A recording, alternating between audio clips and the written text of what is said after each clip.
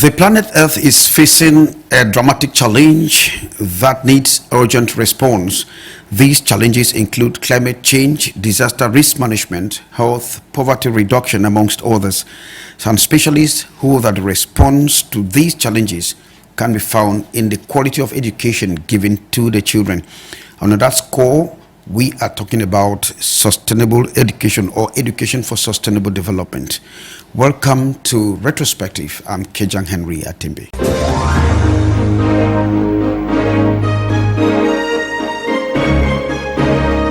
For education to be sustainable, especially in conflict-ridden communities, the United Nations Education and Cultural Organization, UNESCO, and the Pinorich Foundation, Cameroon, think that the time is now to act. Grace BAYA is the CEO of Pinorich Foundation that has always put smiles on the faces of children during back to school. She's often referred to as the girl with the golden heart. Thanks and welcome to join me on the program. Thank you, Mr. Henri KEDJANG. Thank you for having me here. And I must say that you are heading a charitable organization, in fact, non-profit, as part of the non-profit sector, supporting a wide range of courses, especially in education. Now, how deep are you into helping, underprivileged communities, especially children? Yeah, it's really that deep. Even though it started as a kind of me feeling hurt, seeing children on the street and some children not being able to go to school. So I decided to do this from my own money, my own pocket, as my own initiative to help the society that I came from. Now let us look at how you view the sector in the conflict-ridden area, because I know you are very much involved, in those sectors. Yeah. How do you look at those children in those conflict-ridden areas? I would say the situation is really bad. Like, I'll just give an example. I like to work with examples. Like, we found a mother who could not find the father of the children, and they have 7 children. This woman doesn't do anything. They were all displaced, or they are still all there? All displaced children, and they live in one, I'll call it Carabot house, as we call it here. Yeah. So you look at that situation, you look at the children, they look like children who haven't eaten complete meal even for a day. You just feel down. You feel like you don't have to eat until they eat. So it's those kind of situations, that we normally face, and it's a lot of them. I don't know if people really talk about them, but I think it's a lot out there.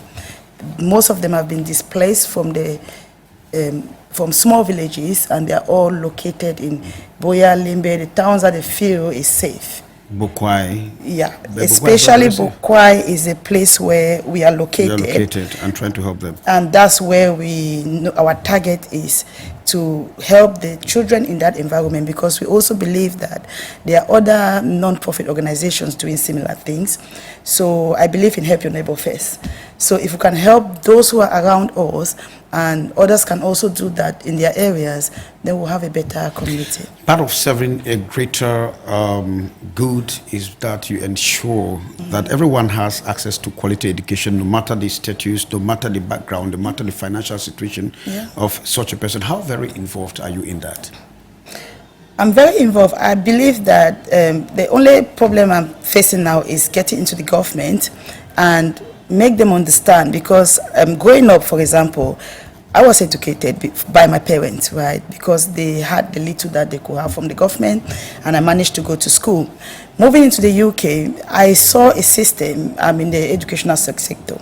So I work in the educational sector. I saw a system where sometimes I believe that if we implement that system, even up to the primary level, every citizen will have basic education, and they'll be able to communicate, even if they are going in to do a business or to whatever they are doing, they will have that basic education in their life. So, like for example, in the UK, you have they fund every child to school, up up to O levels, A levels. So with us, I'm not saying that Cameroon should be doing that, but at least those nursery school, primary school children should be able to have free education, should be able to have their books given to them by the government. So that helps to take off the pressure from the parents who cannot even afford a job or a business to do. Well, you just hit a nail there. Let me just give you these statistics very quickly.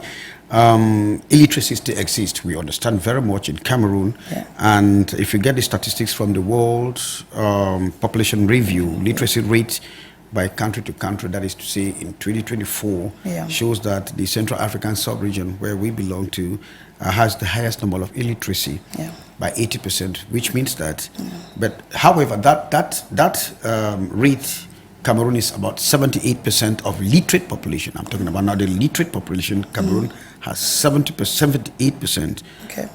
Do you think that, just like you were talking about, the Pinorich Foundation will be able to change the order, to reverse the trend through the activities that you are carrying out on field?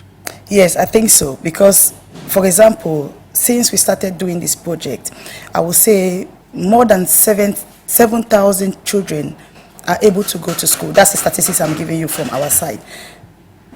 More than 7,000 children are able to go to school now and have their full educational materials, sitting in the class, writing their exams and moving to the next class. So that also helps. Although it's very small, but then the impact is there. It's challenging indeed. Yeah. Now we'll be coming back. Just time for us to have a quick reaction from our reporter, Henri, because there are other people, to children vulnerable whose parents were killed during in the course of the conflict in the northwest and southwest regions of the country. I'm talking about the police women, you know, the women who lost their husbands, and so the police actually organize something to make sure these children get back to school. Let's get the reaction. Thanks to Henri, who is reporting from Yaoundé. We'll be coming back.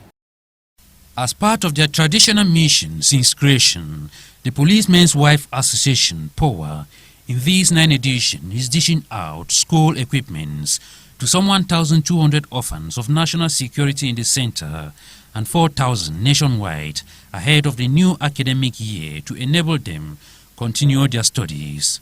A relieved moment for the pupils and students. My heart is full of joy. I'm going to use them to improve in school and to always work hard. Handing the different materials to the beneficiaries at the National Advanced Police School in Yaoundé on August 21st, POWA tasked them to be more committed.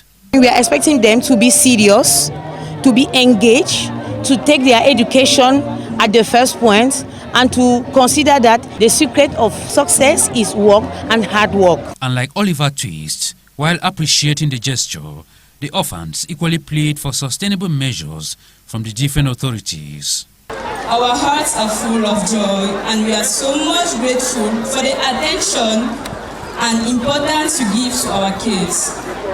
We also wish you could help us for obtention of internships during holidays and job opportunities after the acquirance of our certificates in order to help and facilitate our parents' work. A ceremony presided at by the Minister of Social Affairs, Pauline Irene Guinée, flanked by the Minister of Women Empowerment and the Family, Marie-Thérèse Abena Ondwa, as the POWA founding president, Philomena Bargangele, equally urged the children to remain focused and make their departed parents proud.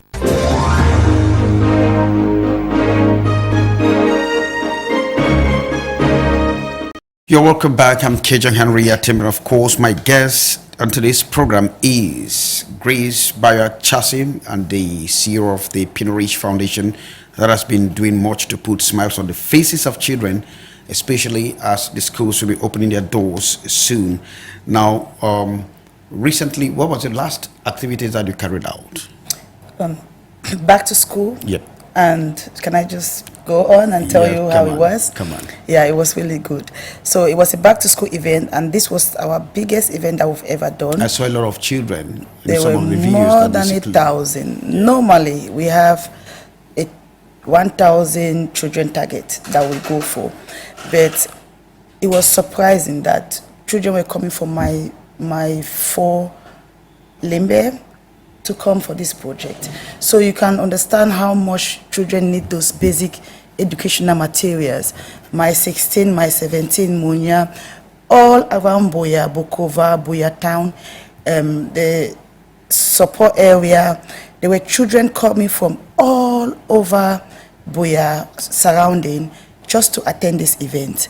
Now, we plan to support 1,000 children. That was the target. But normally, when we do this, we always try to push half spare, just in case.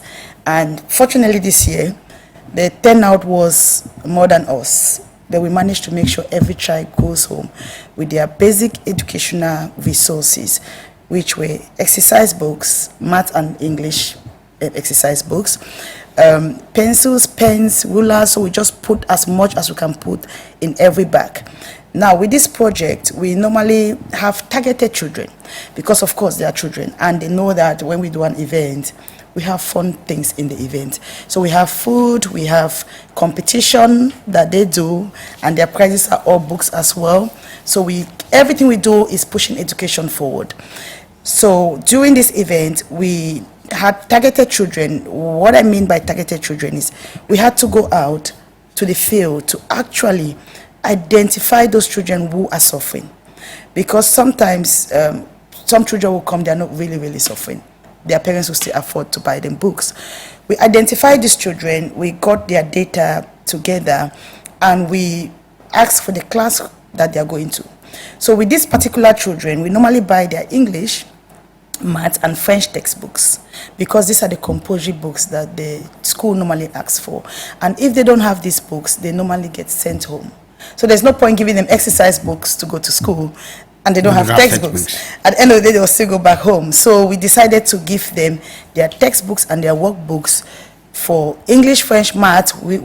Those subjects are the main subjects that they are required to have textbooks for. And this year we managed to hand over these books and their bags as well, proper bags, like Baba bags. 100 children.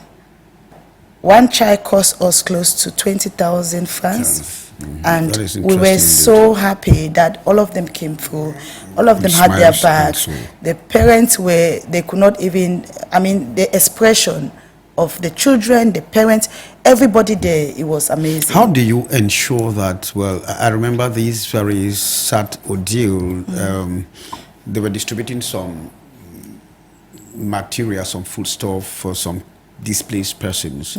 But you discover that there are people who were not internally displaced also, who were not affected, and then they had to go and list themselves up. How do you ensure that some people don't come and take the place of those vulnerable persons who are in need? So what we do, at the start, when we started doing this project, we used to go only for internally displaced children. It's got to a point where we go now for children in need, whether you're internally displaced or not. But children in need. Children in need. So what we do, we start from the villages. For example, we'll go into Bokwai village. We don't ask anybody to give us data. We do it physically. And it's a very big risk sometimes. But we go there to the houses. Sometimes the challenges are parents are visible, are looking at us like, where are you coming from? Are you sure you're Suspicion. real? But then, because we've been doing this a lot, the entire Bokwai already knows us. We extend our greetings to the people of Bokwai. I'll tell them. And the traditional council of Bokwai was there present at the event. They blessed the books and they were extremely happy as well. So they were facilitators? Yes. So we went there house to house and make sure that those people are actually, when you see them, you know. On that day, it's just because we normally dress them with our T-shirt. You could have seen the condition that they came on site. You would tell that those children are in need. So that's how we managed to target those children. I have to be there personally to make sure there's no, because it's something I have deep in my heart. I have to make sure whatever is happening is what is supposed to happen. You're not bringing a child that's not really suffering to collect something where another child that's actually suffering should have been gaining from. Recently, the Minister of Basic Education as well as that of Secondary Education actually suspended approximately 750 institutions across the country that are operating illegally. Okay. Well, I know that may not, sorry, that may not be of an interest, but the important thing is we are talking about sustainable education, and investigations actually observe that some of these schools are already enrolling students, which is not good, and of course they might put the parents into trouble. Now, do you think, for example, that these institutions that are enrolling students will not frustrate even those students who already have their materials that might go back to school? First thing first, running an organization as a school, I think, is illegal, of course, without being registered, because the entire community and the entire country have to understand safeguarding. We are dealing with children here. Honestly, I love them so much, so I want them to be safe. If a child have to go to school and something happened to them or they get kidnapped, I'll prefer them to stay at home and study at home. So to me, I believe that an organization have to be registered.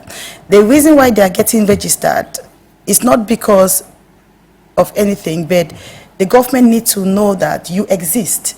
I think the government is right on this. They need to know that you exist. They need to know that when a parent, even if they don't have, are sending their children to a school, that school actually exists and is registered legally. So that if anything happens, they know who to go to, who is responsible, because as soon as you're registered, then the shareholders or the directors become responsible for the lives of those children. And we should try and together try and implement a lot of safeguarding in this country so that children can feel safe in a school environment. Thanks very much. Grace will be coming back to you. Just time to say that, well, some parents are trapped in this whirlpool of clandestine institutions. Our reporter, Lato Cynthia, actually went out to find how much has been done for parents not to fall in this trap. And this is her report. Officials in Cameroon's littoral region are preparing to close a significant number of clandestine schools that have been operating without authorization. One of the main measures is that he is going around to all the schools, identifying them, making sure that they are closed, and sensitizing the parents not to send their children to these schools before and after the beginning of the school year, so that we are sure that when the school year will actually start on the 9th, none of these schools is going to be open. The problem was again raised at a sectoral meeting. The alarming statistics clearly indicate out of 722 clandestine schools in Cameroon, 317 have been identified in the littoral region alone. The Anglophone subsystem of education has a serious shortage of teachers. You see, we don't have enough teachers to take care of all our government schools. So that is the main problem we are having. These unauthorized institutions often operate out of private buildings and lack the necessary infrastructure to ensure a safe and conducive learning environment. The qualifications and competence of the teachers employed in these schools have also been called into question, raising concerns about the quality of education being provided.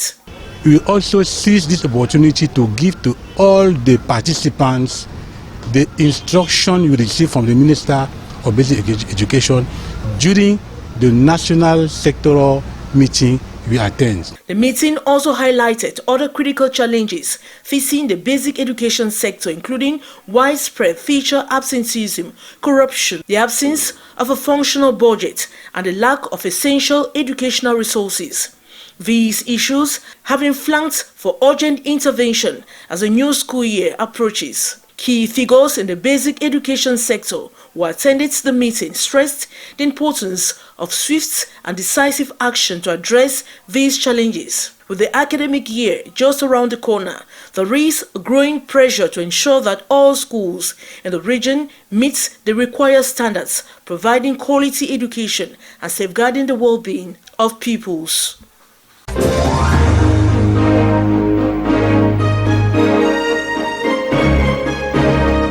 You're welcome back. When we talk about education for sustainable development, the first thing that comes to mind is teaching in a way that the learners will be able to think out of the box. And so we are here because we know that the Pinorich Foundation, as well as other institutions too, have been doing much to make sure they teach children to solve problems and not to create problems. Yeah. Now, when do you think you can spread out the wings, your tentacles, maybe to other areas like the Meme Division, the Menchum, the Libialem, the Bui, the Donga Mantong, where you have a lot of children, especially those who were displaced as a result of the conflict. I mean, maybe even those like in the Menchum Division, like we had that celebrated recently the 38th anniversary of the Lake Nyos gas disaster. We know that they too are very destitute. Yeah, I'm going to divert you a little bit, because when we started this whole organization, Pinorich Foundation thing, our first project was supposed to be in after Kumba, going towards Ekondo City. Those areas, that's where we were targeting, because they were burning houses and the rest, and people were really displaced. The team went on. I wasn't here. I sent money that they should try and do this for me. The team went, and it was impossible for them to get there. And because these are lives of people who are volunteering, I always try my best. I'm an individual. I always try my best to make sure they are safe. So whatever I do, I make sure whoever is doing it is safe. That's the first thing. Secondly, they are doing it around the area where nothing will happen that will implicate me, for example. Okay, so that was our first target. So we ended up doing this project in Kumba. Reason why we did it in Kumba was it was the safest place. We even had to use by the church so that people don't understand, because it was right the deep, like 2017. In the conflict. Yes. And they say, well, it's always good to seek for solace in the church. Yes. So the pastor gave us a church to use. It was a very good event, and that was a little bit difficult as well, because what we did was we had to go on the street. You know, when the children were running off, what happened? They started selling on the street. So we had to go to the street and pick these children, and those were the ones that we helped. It's difficult sometimes to get actual data of displaced children. That's for fact. But then we normally look for every little way where we can get as much as we can based on our budget to support them.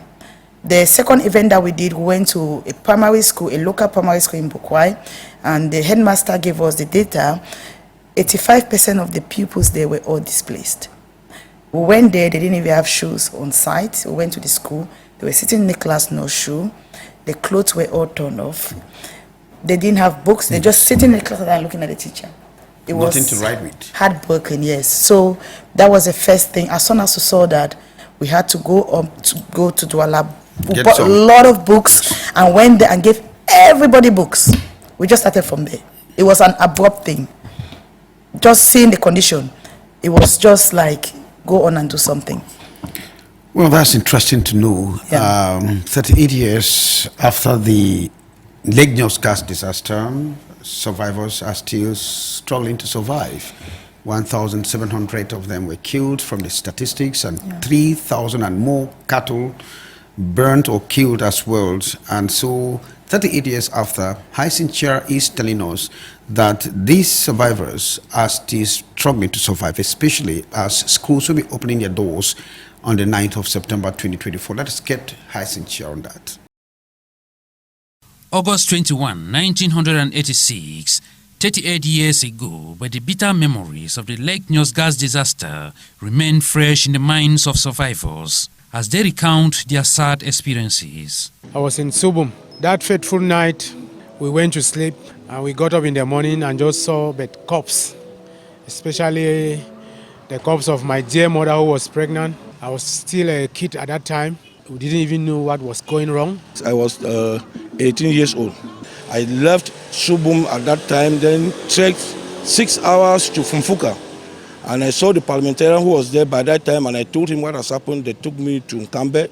Survived by God's grace, Dennis and Christopher are yet to come to terms with the loss of their close relatives in the incident that occurred that Thursday night. I lost my family members. I lost so many people, friends that we were together. By that time we were schooling. I had so many friends, but nearly all of them died. In the morning, we found ourselves lying bed on the floor with one of our sisters dead. So we were lying with her, not knowing that she was dead. We had scars on some of us, wounds. We don't know where they came from. And we could get the scent of gunpowder, something like rotten egg. All the goats, the dogs, the chickens that we had around, none of them were living. Everything was dead. Places were so quiet. Settled in the constructed camps of Kimbi and Bwabwa, Boom Subdivision, Boyo Division of the Northwest Region, survivors lament government negligence barely 2 years after the disaster.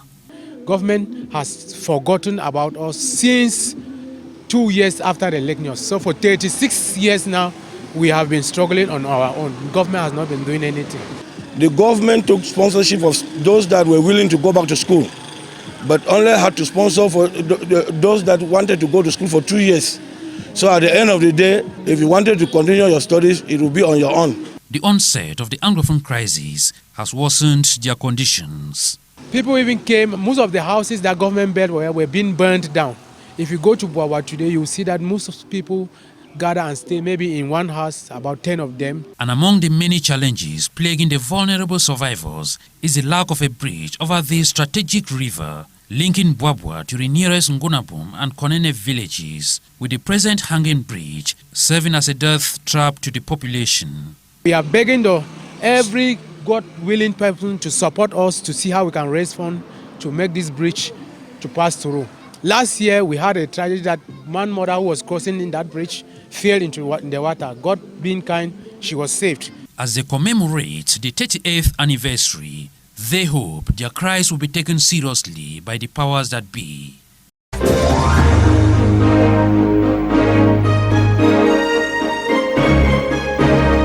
We will never solve problems unless we give a big boost to education and training. Lord Cripps is with the World Health Organization, and of course saying that there is an estimated shortage of too many doctors. We'll be coming back to that. However, we are back with you, Grace BAYA, and we understand that the Pinorich Foundation is not only limited, in trying to hand out didactic materials to children. Do you carry out other activities to help maybe the women and those who could not go to school? Yes, we do.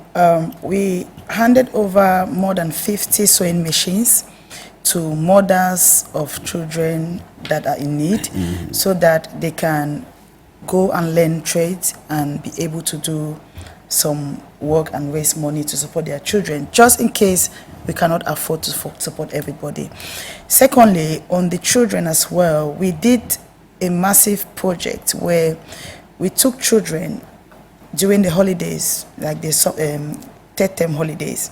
We took children and they went through, we used 1 month, and they went through training on how to do hair, how to sew, how to make natural coconut oil from home, how to be like a waiter in a restaurant, like table manners and the rest.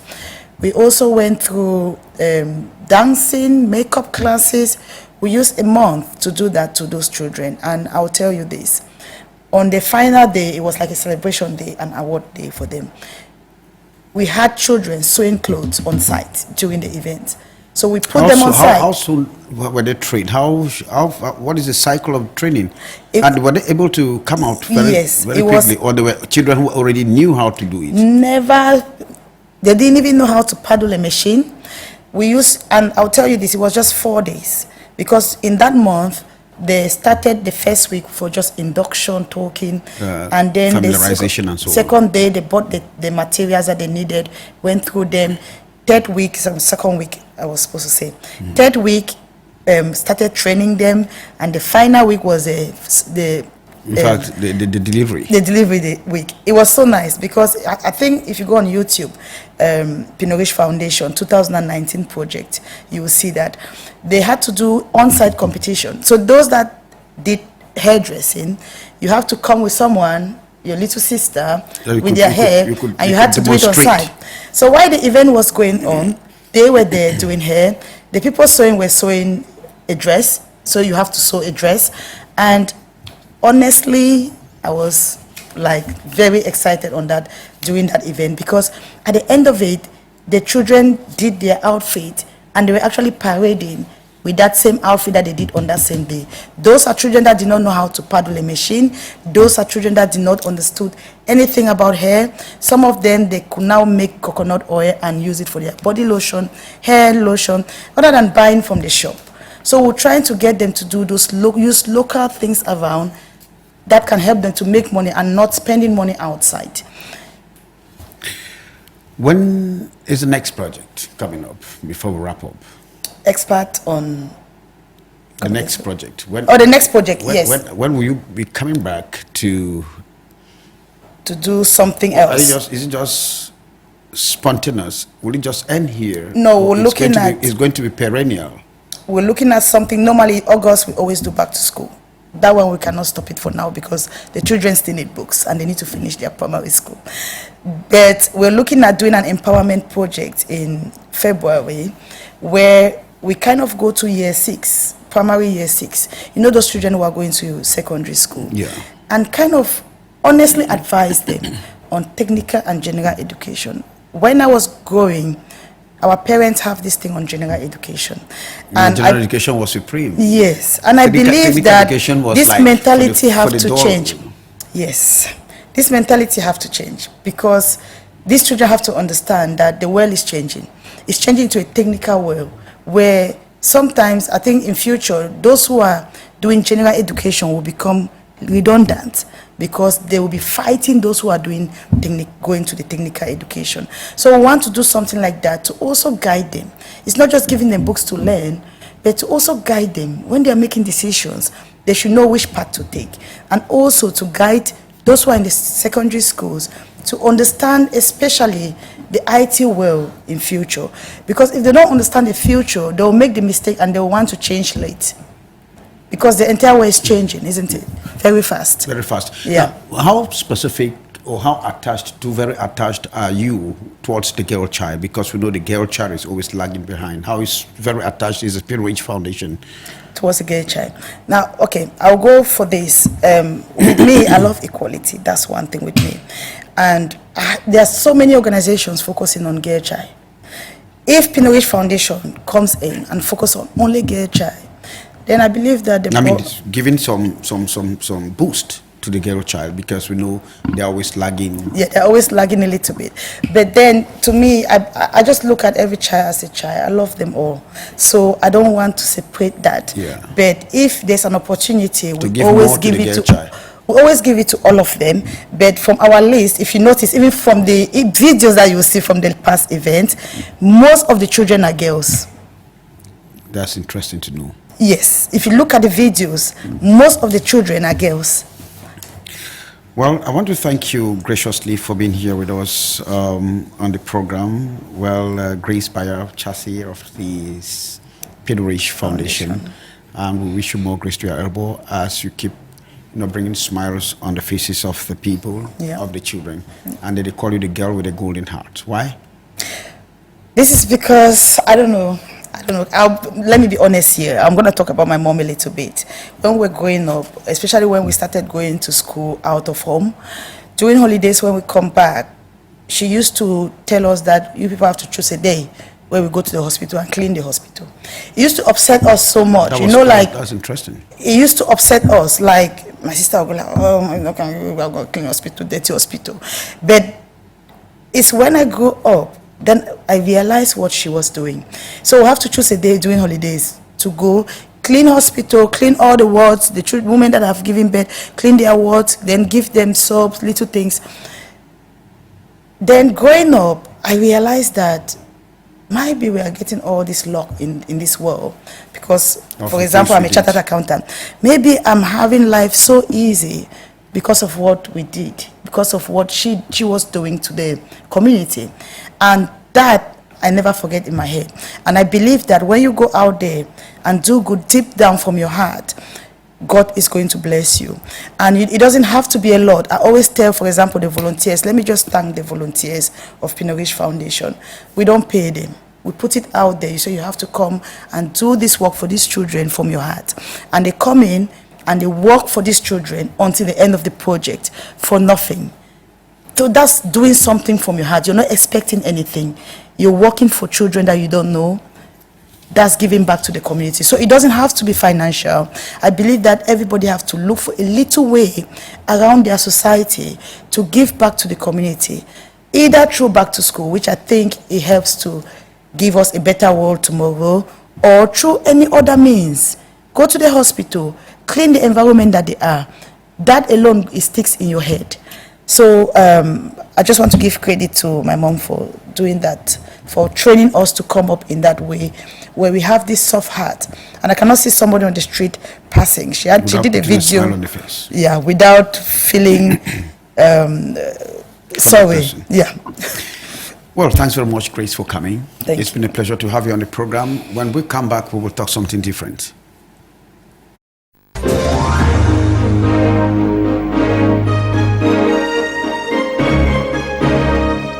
Welcome back. According to the World Health Organization, there is an estimated worldwide shortage of at least 4.3 million healthcare workers, including 2.4 million doctors, nurses, and midwives.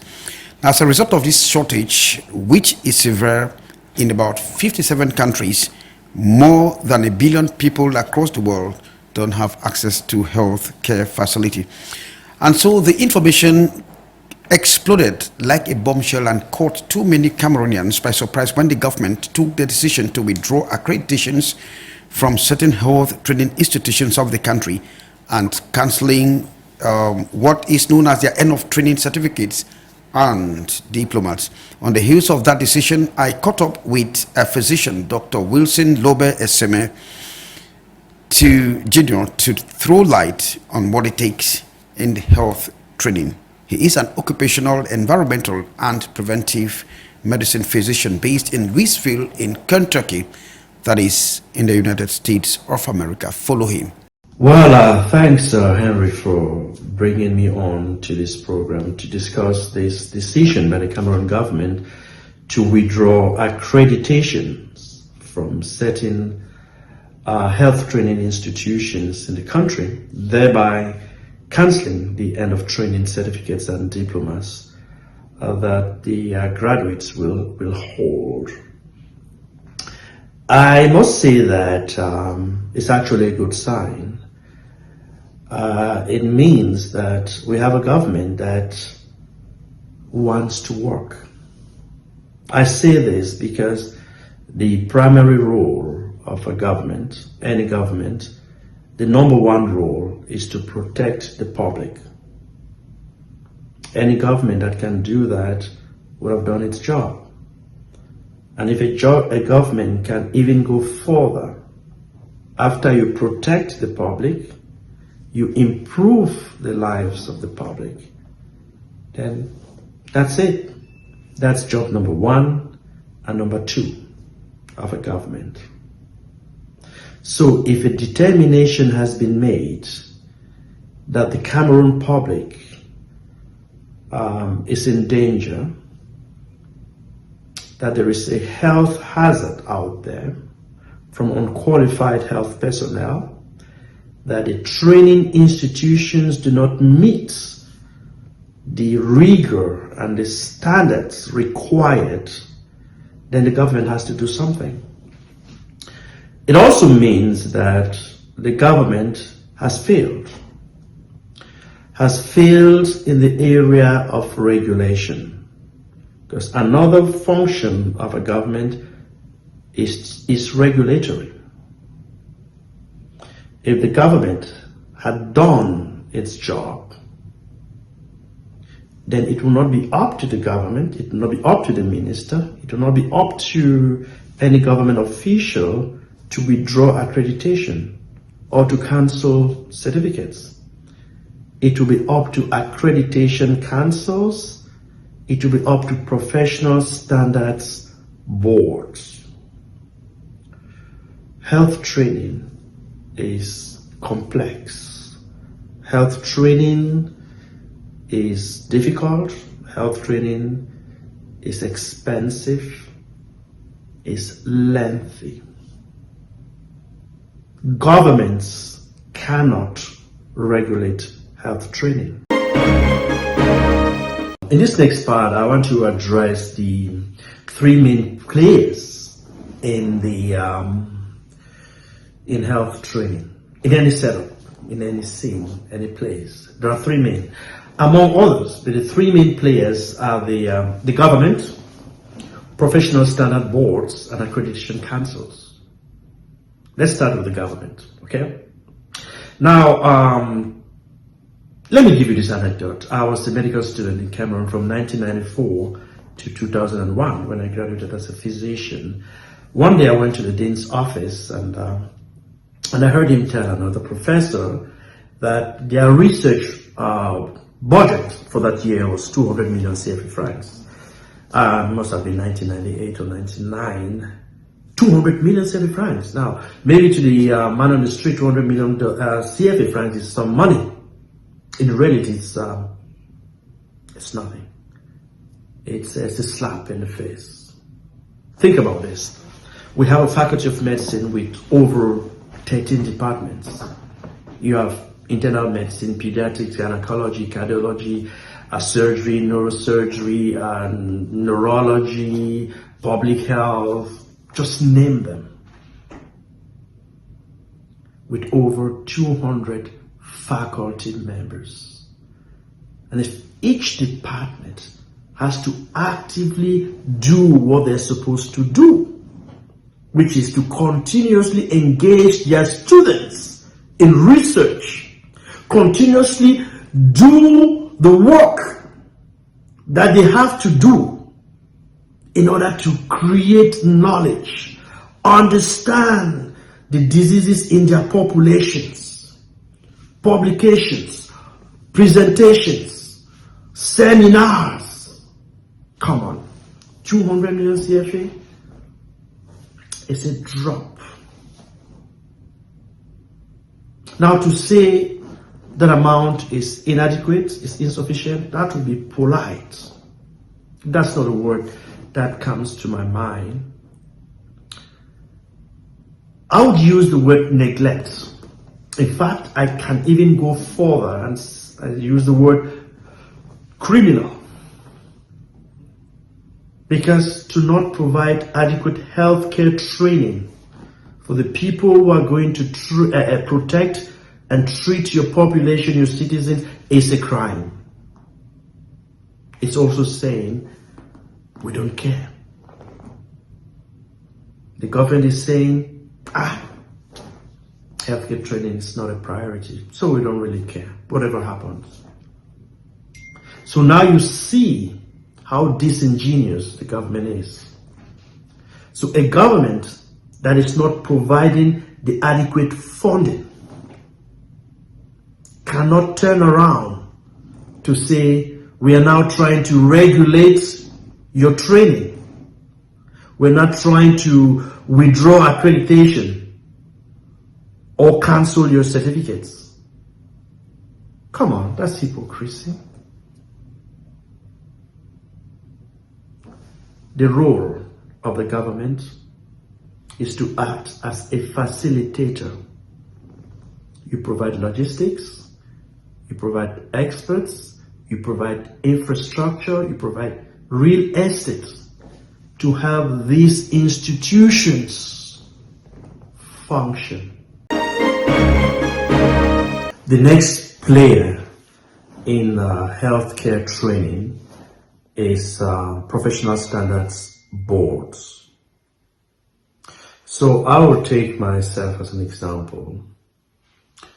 I am a fellow of the American College of Occupational and Environmental Medicine, which means I am an occupational and environmental medicine physician. It also means that there is a board that I am board certified in. And that board is ready to vouch for me. That board is ready to say, Dr. ESEME has gone through the required training and has the required competencies to practice as a preventive medicine physician, as an occupational medicine physician, as an environmental medicine physician in the United States of America. This board is not affiliated to the United States government. It is a private board set up by civil society. And it's important that we understand this. The government's role is in funding and regulation. But the people who decide the competencies in specific areas it has to be a private initiative. So in Cameroon, the question we have to ask ourselves is, in the area of nursing, the area of dentistry, or pharmacy, or physicians, do we have these professional boards? These boards are going to be the one to set the standards and to test the graduates after they leave school, so that the nurse in Kumba will be as competent as the nurse in Betua. The physician in Kambe will be as competent as the physician in Marwa, because they would have gone through the same kind of training and they have been tested by the same board. If we don't have these boards in Cameroon, then we're wasting our time. And it's up to the government, again, as a facilitator, to come in, to encourage the formation of these boards. Initially, the government will have to provide expertise, funding, and the infrastructure to their creation. Finally, I will briefly touch on accreditation councils or accreditation societies for health training institutions. Let's say I, Dr. ESEME, I want to open a school for the training of physicians in Kumba. Okay, I will apply to be accredited, and this particular accreditation school or accreditation society, will then review my application, and my application will include the names of my faculty or proposed faculty, my curriculum, how I intend to train these physicians, where I will train these physicians, my equipment, the things that I have, the labs, the surgical units, to make sure that the students will acquire the necessary competencies to graduate as physicians. The council will then set up a visit or an inspection. They will come to my site. They will tour the classrooms. They will go to my anatomy labs. They will go to my biochemistry lab. They will talk to my faculty. They will look at my machines, the MRI, the CT scanners, and in the end, they may determine that, okay, you qualify for a provisional accreditation of, say, 2 years. And during that time, I will keep working on the things that they found as deficiencies to correct them and to train my students. After the provisional period has ended, I will have another inspection, after which I may then qualify for a permanent, maybe 5 or 6 year accreditation. These accreditation bodies should be independent of the government, but it should be made up of serious people from civil society. Maybe the government can appoint some of the members, but these people should work in all independence. So that's it.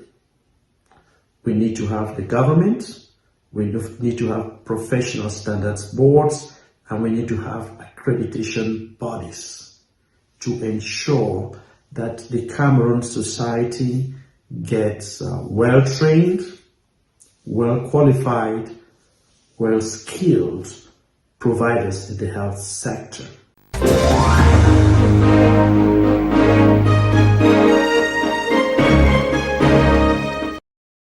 And of course, that reaction there by Dr.